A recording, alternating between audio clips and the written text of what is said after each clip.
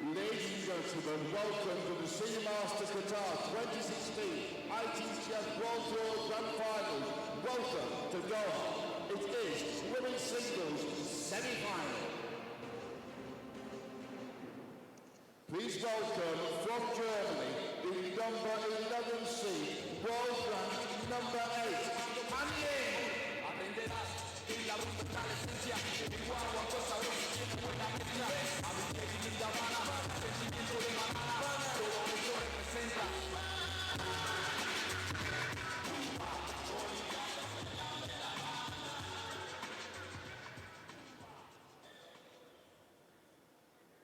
And please welcome from Japan, the number 9 seed, world ranked number 11, HIRANO Miu.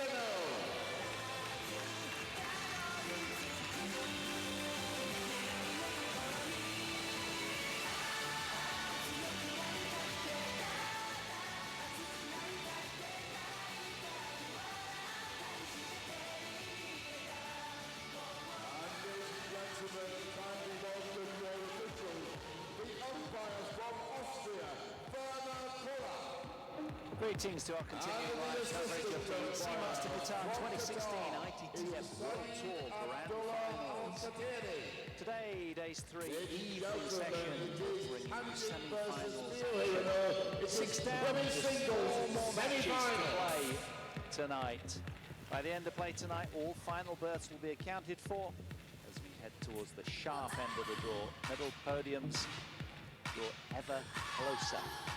This, the first women's singles semi-final from the very top of the draw. Ying of Germany, world ranked 8th, seeded 11th here because of her antics on the ITTF World Tour this year. She's up against another Japanese teenager. Remember, she beat Ito in her first encounter. She now plays Miu HIRANO, 11th ranked in the world and the 9th seed in this event. Indeed is Ying. She is a defensive brick wall, and well, lucky for her, I mean, she had a good win over Ito in her opening match. 4-2 she came through there, and then a bit of luck for her on day 2 in the quarterfinals. She had a walkover against Ding Ning, unfortunately, and well, we wish Ding Ning well in her recovery. She was struggling with fever, but well, sometimes you just get a lucky break, and you've got to capitalize on it. But interesting, Johnny. Ball hand alongside Johnny Cowan here. What are your thoughts on this coming on, Johnny? Yeah, no, I think interesting to see how this goes. You know, Ying, as you say there, Paul, did get the bye because of Ding Ning being poorly. That obviously means that she'll have a little bit more energy in theory because she's played one match less. Miu HIRANO, well, she's been busy. She came straight off the World Juniors to come here to Doha, Qatar. Still very young as well, but a fantastic player and a fantastic career ahead of her. We saw her game against Feng Wei yesterday. She was 2-0 behind and came right back to win 4-2, which was exceptionally impressive. And then battled through on the quarter-final against Tiana. I think you covered that one. That one was 4-3. Very, very close. 4th and 5th seeds ousted by the young Japanese player who, well, really drawing on her Chinese Super League experience. She's a much stronger, tougher competitor as a consequence of that. And an opportunity for her this evening to avenge those hat-trick of defeats that she's had in her head-to-head showings against Ying over the years. The last time they played was in March of this year in the Q8 Open Super Series event. She lost 4-3 in a very close encounter. So every time they've played, the youngster has got progressively just that little bit closer. Ying, a real handful, a very steady, modern defensive player who can turn defense into attack very, very quickly, but should be a real nail-biting encounter, this one, Johnny. Yeah, and again, the other interesting thing is that if you look at the 4 semi-finalists, Paul, just one Chinese player. Obviously with Ding Ning suffering from fever, Zhu Yuling remains the only Chinese player left. We've got 2 from Japan. 31 from Germany. And there is Han Ying, 33, world rank number 8, and seeded, as you said earlier, number 11. So she'll have benefited from having not played a full quarter-final match. In fact, didn't hit a ball for the quarter-final. Ding Ning declared just ahead of that match. She would be able to take part. And Miu Hirano, wonderful match in against Feng Chunwei in the last 16. The way she came back from being 2-0 down against the legend Feng Chunwei from Singapore showed real steel for a 16-year-old. Absolutely, real gutsy performance, wasn't it? She's up against the European, 3 times the European team champion in Han Ying, but no, it's a tough ask for her, and she really has risen to the occasion. You wonder where her ranking will go after this event, having had such a spirited run so far to the semi-finals. Is this where it ends for the young Japanese, or can she take her title bid further? Big opportunity here. She's done well in this event before. We know that she's won a doubles title in this very event. Youngest ever winner of the ITTF World Tour in 2014, the German Open with Mima Ito. But also, of course, the winner of the World Tour Grand Finals women's doubles in that same year in Bangkok as well with Mima Ito. So, absolutely. And also, don't forget, she won the Breakthrough Star Award there at the Seamaster Qatar ITTF Star Awards just 2 evenings ago at a great event organised by the ITTF and the Qatar Table Tennis Association to recognise the stars of our game through this last 12 months. First of our semi-finals getting underway then. You're in the company of Johnny Cowan and Paul Hand. Great to have you along. Top half really has opened up in the demise of Ding Ning and Feng Tianwei. It's anybody's. Big opportunity for these 2 players.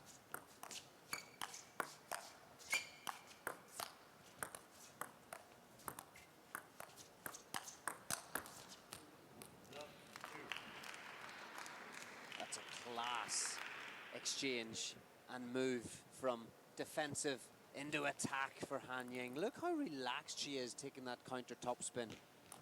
Beautiful shot. And it'll be really interesting to see how the youngster from Japan equips herself against a very experienced Han Ying, defending, mixing up the spins and the speed. Again, watching that match against Mima Ito, you know, she stayed very, very patient and mixed it up beautifully, changing the spins, float and backspin, but also changing defense into attack just to keep mixing it up.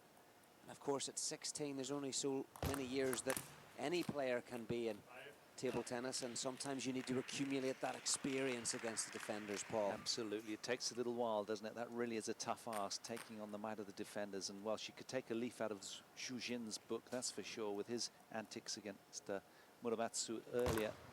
Fabulous win for him on the men's singles event.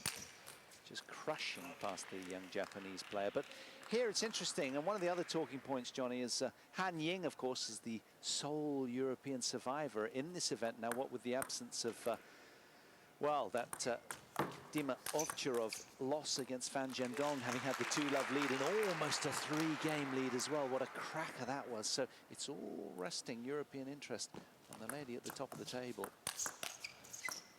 German number 1. I wonder if she'd have been watching any of that match. I'm sure she'll be aware of the score and what happened, but it's just interesting because players prior to their matches don't like to get too embroiled in the emotionality and the ups and downs of their compatriots' performances, but, well, you never know. Yeah, I'm sure she'll have been around the venue here, preparing herself in the practice hall and part of the German camp here in Qatar. But as you say, would have wanted to focus on her own game. Very clear lead in this opening game of this first women's singles semi-final, and a clear indication that Miu Hirano not too comfortable against defense. 9 game points then for the European survivor. Beneficiary of a walkover in the round prior. Can she capitalize?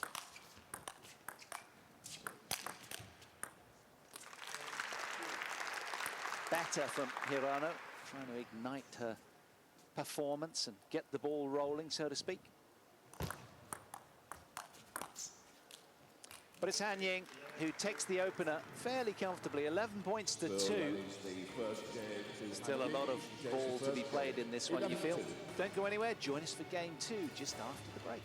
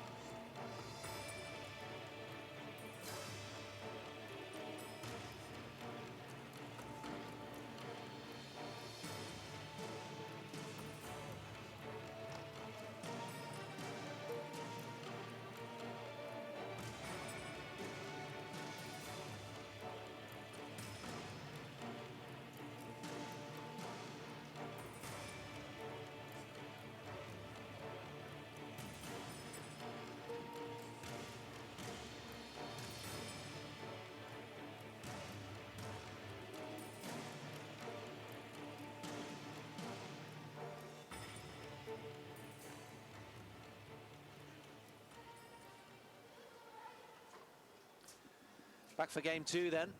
Now, what will unfold here? Pretty one-way opening game, has to be said, in this women's single semi-final from the top half of the draw.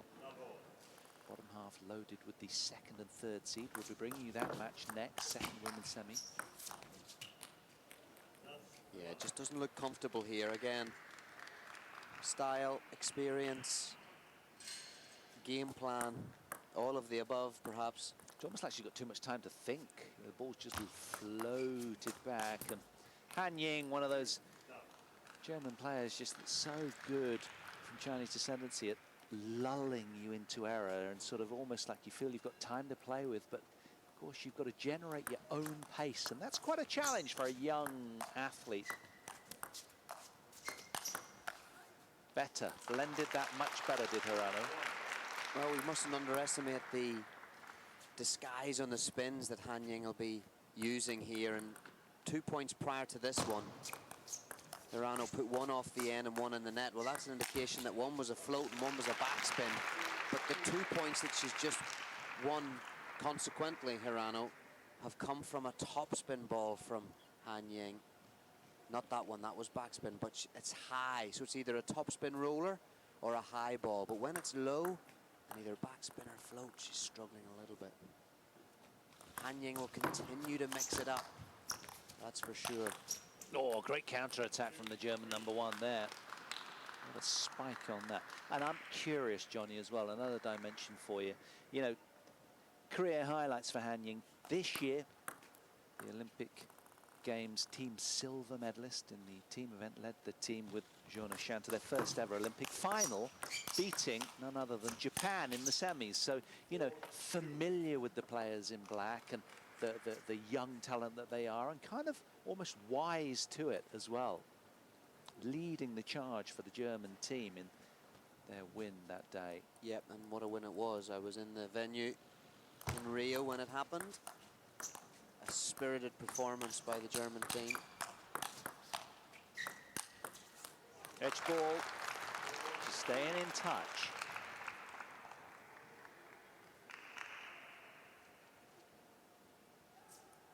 We spoke earlier off air, didn't we, Johnny? It was a really interesting conversation that once an attacker like HIRANO kind of gets into that attacking frame of mind, or they get behind against a defender, it's very, very difficult to become more patient and slow it down. They tend to get faster and faster, and the whole thing reels away from them pretty quickly, especially at a very young, tender age as well. Absolutely, and then on top of that then, Paul, I'd add that especially if you're struggling to really understand what's going on, you know, is it chop on the ball? Is it backspin? Is it float? Oh my goodness, brilliant. She's coming at me with a counter topspin. So right now, HIRANO doesn't really know what's coming at her.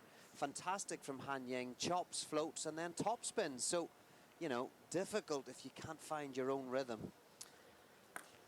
One of the things you were saying when we worked together on the Feng Tianwei win for HIRANO was that she was dropping short quite well and then lulling Feng in and then just hammering, accelerating down the wings. But tough ask here.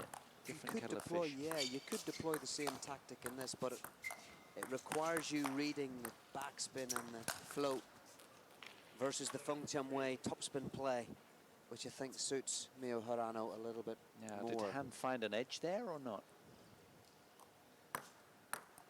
Off the last forehand of the rally. Maybe we're not going to see it. No, we're not. She obviously did. Yeah, I thought she held her hand up apologetically, but Hirano's back was turned. Oh, it's a great flick from Hirano. Banana backhand flick. Followed it up well with the forehand. So she's going to have to do a little bit brave, take it on, do something a little bit different. Otherwise, Han Ying's in her comfort zone. Oh, beautiful technique. Any defenders watching this, the ability to turn defense there into attack is all about positioning and timing.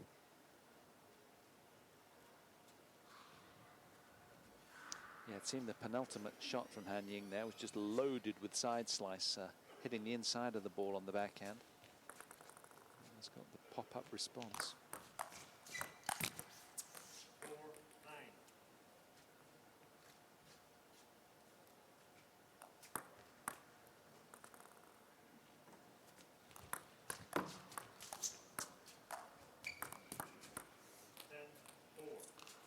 Well, Han Ying can't believe her luck. I mean, she's 33 years old. It's only her third appearance in this event. She's got a young daughter back home. She's obviously very proud of what Mummy's up to right now, but this is a big opportunity for, well, for both, as we know. But what's at stake? Well, $15,000 US is what they have already earned. They're playing right now for double their money, basically. A check for 30,000 to the runner-up. And well, it's Han Ying who's in the driving seat here. 11 games to 4. 2-0, she leads.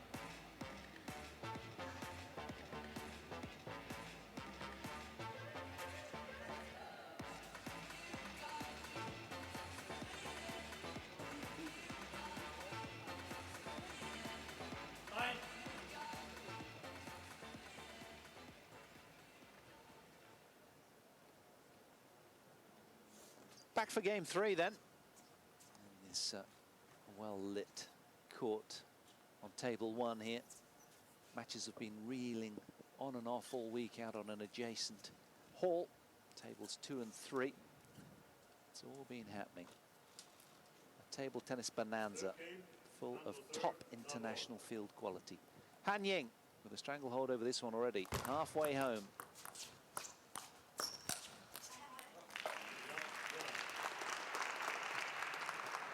And I remember as a junior as well, Paul, you know, coming through the system in Ireland and then playing tournaments in Scotland and England, Wales, and then into Europe. As a youngster, as a teenager, learning to play against defence. It was something you really had to dig in with, you know. You had to learn the technique, the slightly different timing on the ball, and more so, though, mentally. You know, the ability to be patient, to build the point, to choose the right ball to accelerate on, choose the right one to drop short. And, you know, at times, to be honest, congratulate your opponent when they change defence into attack and surprise you. But as a young person, you don't always appreciate those things, and it's about getting to grips with it, learning, prepared to learn, and come through those barriers. Yeah, one thing's for sure, there's no easy ride against a defender, is there? It never goes good, great, thanks, easy, got the match, win. It's always good, ugly, scrappy, even uglier, maybe hit the ball well every now and then, but they just ask so many questions. And the names of those defenders come rushing back to my mind, you know. John Bowe and Derek Weir and Frank Spalding. Matthew Said, who I played in Manchester 2002 Commonwealth Games. Medalist, wasn't he? Anthony Redmond. Redmond family, in fact. Yeah, so all those times of learning, just learning how to adapt to the different styles.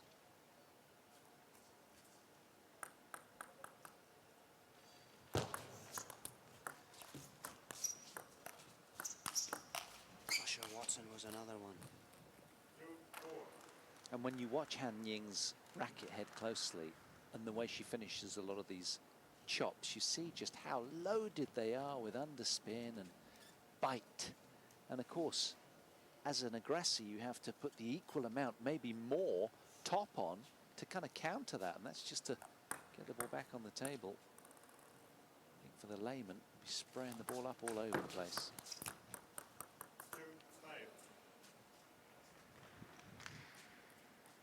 And I think, you know, HIRANO just has to relax. She's a hugely capable player. Brilliant to watch. And this is a challenge for her, but she should enjoy it. Enjoy it. I hope she's enjoying it. It's one of those where she's going to look back, isn't it? And we've all done it. After the occasion, you go, geez, why didn't I just play a little freer? You know, sometimes it can just mean too much. You're tense, you're over-trying. Yeah. You want it so badly in the moment that you just can't free off. We've all been there across different sports.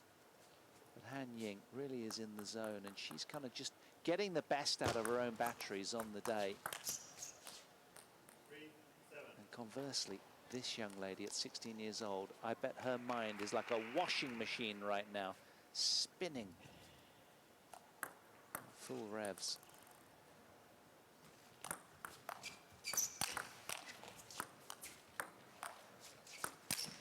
Oh, it was beautifully well constructed by HIRANO. A beautiful spin ball, followed by the opportunity to put it away. It was the right one to attack, just couldn't convert. It's a great effort. 9-3. But it is one-way traffic in this women's singles semi-final. And again, don't forget, Paul, Han Ying didn't play a quarter-final against Ding Ning. Fresh. Ding Ning being poorly, didn't start that match. And for her game, the opportunity to be that little bit fresher is massive for the rest of the tournament. Nice change up there from the German #1. A flat block off the forehand there. Just something a little different. Yields another error from the underperforming HIRANO.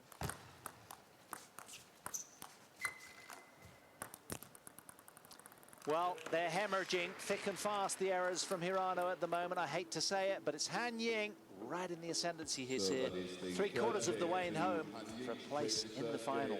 In number 3, she leads by 3 games to 0.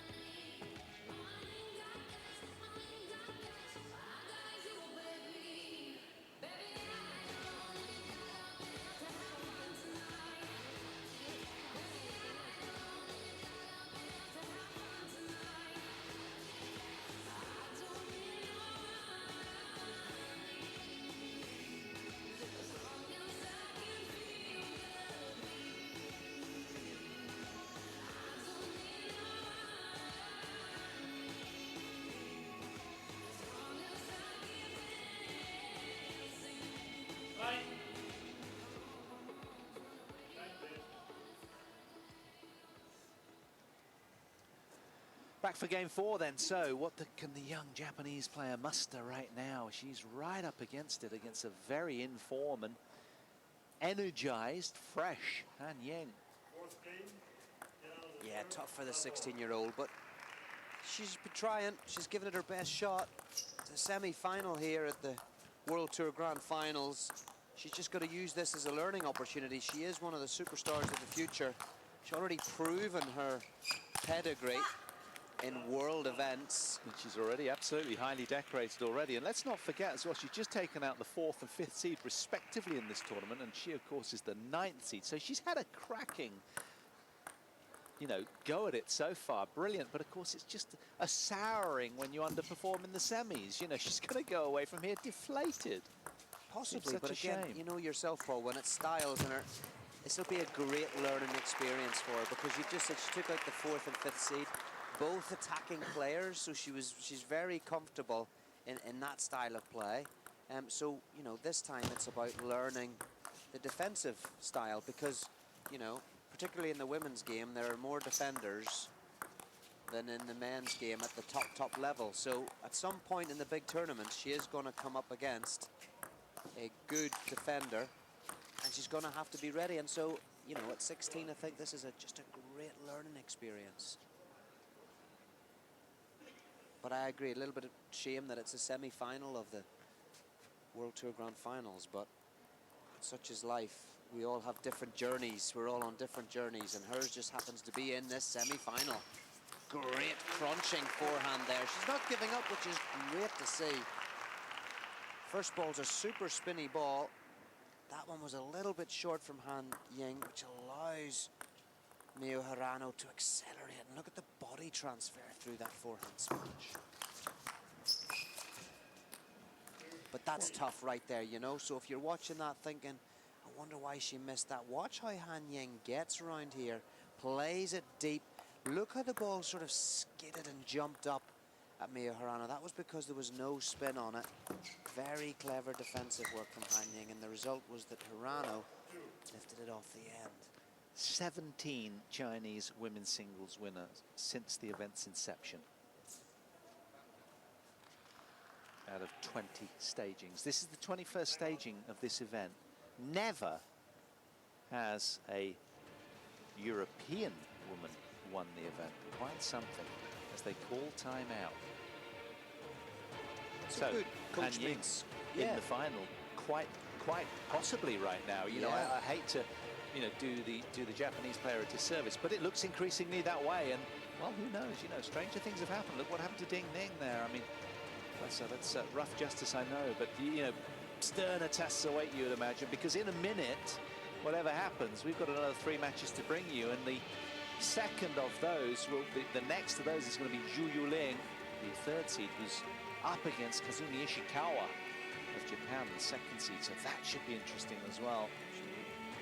And this is good, I think, because, again, going back to the idea of this being a real learning experience, Japanese coach taking time out, you know, maybe many coaches would just leave the game unfold, but the opportunity to continue to speak to Miu Hirano and coach her through this situation, give her the best chance to do the best job at this moment, and then probably reflect in the next days and weeks when they go back to Japan and analyse the match and the technique and the approach. I'm just waiting like a log on a bonfire for her to crackle and spit and really start to ignite. But it's not quite happened so far. But that's down to Han Ying as well. She's not giving her a chance. She's chopping, she's floating, i.e.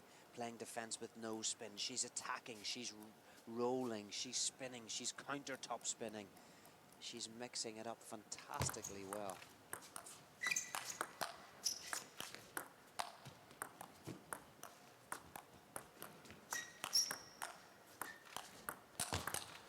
Oh, what a change of pace from Han Ying, who's been so frugal in error throughout. Keeping the ball low, rendering it unattackable, giving the young Japanese player very little opportunity to accelerate.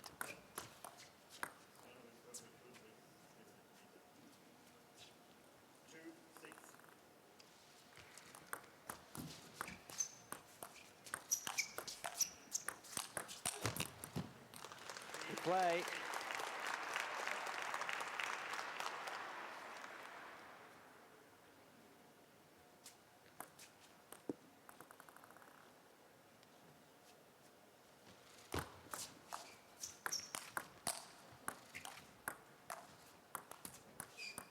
Well, that'll do us some good psychologically. Han Ying won't be enjoying it quite as much, obviously. No. But this is what's interesting in sport, and table tennis is no different in that regard, that anything can happen. Changes a on a couple of heartbeat. points here and there. I mean, who's to say that Han Ying hasn't kind of switched off a little bit because she's cruising, it's easy. It's very easy to do. We see it in all different sports. Yep, you know what it is as well, Johnny, when that finish line seems to near, psychologically, you know, you can panic a little, or suddenly it takes a whole new dynamic. It's about controlling your mindset. Han Ying back with a vengeance there, just to re-establish authority. She's 3 points away now from inking her name into this year's final. And she's looked relaxed, she's looked assured, she's looked mature and in control. No signs of fallibility from the red-shirted German.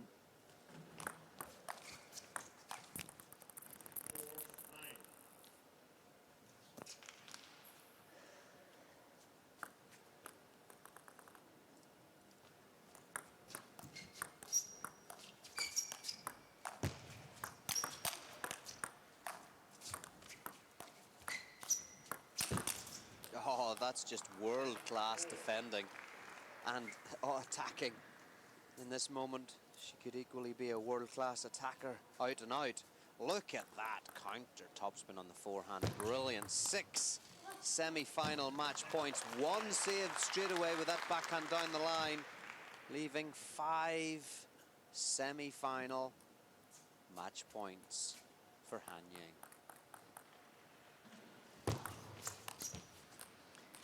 Han Ying then through comfortably at a canter. It has to be said, a wonderful performance from her. She's delighted inside, no doubt about it. It's a 4-0 whitewash, a complete shutout on Miu Hirano.